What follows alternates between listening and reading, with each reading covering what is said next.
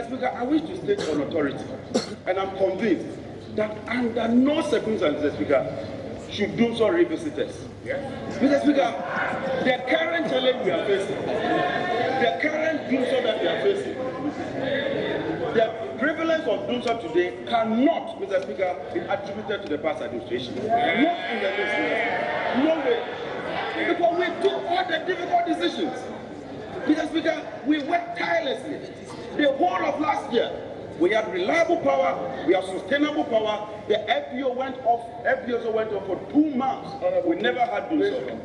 Mr. Speaker, it therefore beats my imagination that the FPO goes off for just 1 week and almost the whole nation is plunged into darkness. Mr. Speaker, we are available to help them. In concluding, Mr. Speaker, access to energy has become a major component of our system. When we took over, access to electricity was just about 50%. Today, as I speak to you, Mr. Speaker, access to electricity is 83.5%. Second to only South Africa. When it comes to generation, Mr.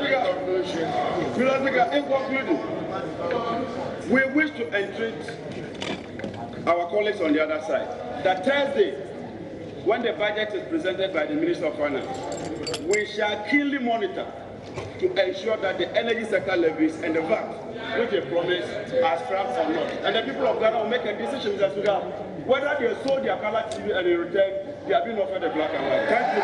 I think that the MPP promises that when they come to power, we wouldn't have load shed. They were categorical about that.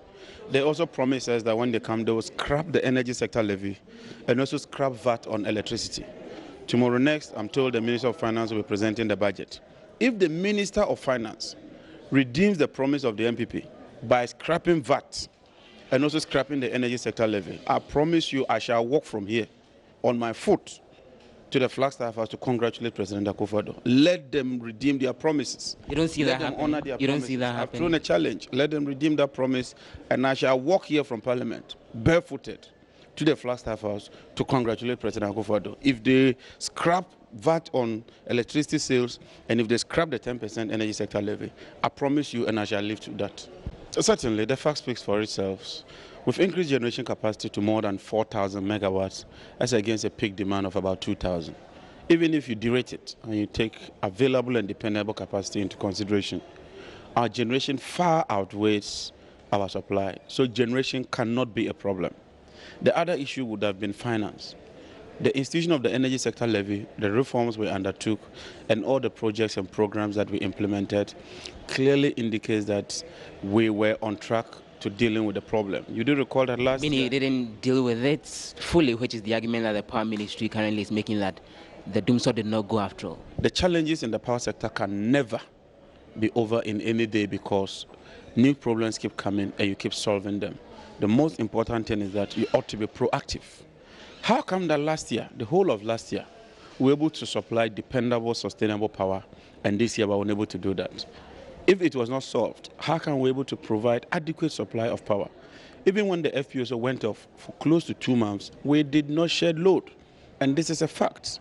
We bequeathed to the MPP a resilient, robust, strong energy sector with a very, very good foundation.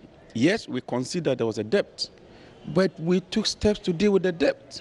We had a two-pronged approach, dealing with legacy debt and also taking steps to prevent further accumulation of the debt. And so there is no excuse, absolutely no excuse, for us to go back into Dumsor. I'll come to magical. They did not have to do anything. They just needed to follow the good programs, the roadmap that we had put in place. As I speak to you, the chief executive of the VRA has been fired. The chief executive of ECG has been fired. All they needed to do was to take their time, talk to these chief executives who have brought us this far, so that you can have a continuation. Governance is a continuum. And so I don't think that they needed to do anything extraordinary. We laid a solid foundation. We laid a good trajectory. The energy sector levy was working. We took steps to ensure that we reduce the losses. And all they needed to do was to follow those steps and take their time. It's as simple as that.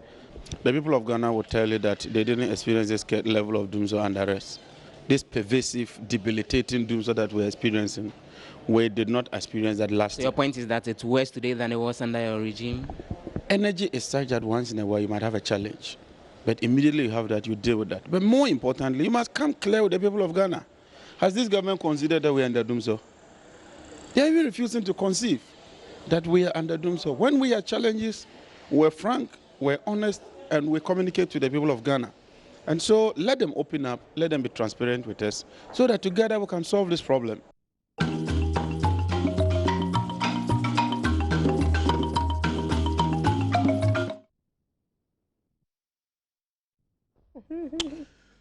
Yes, Abba, Deputy Minister under the previous administration, power, General Paul, and what is also in Chimuba. And in the expectation, I may Adoma, because the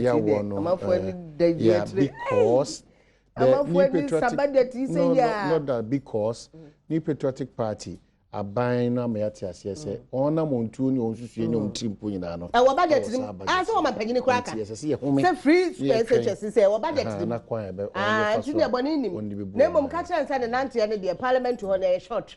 A wait, yeah, in Timor, near, nay, Mamma, Anita will test you, and a permit you see you. Oh, could you listen so any ye? Oh, peace of this, yeah, what the may in a breabu, a ya could do, me quadu, when ye ain't Mamma Mossut Simat name.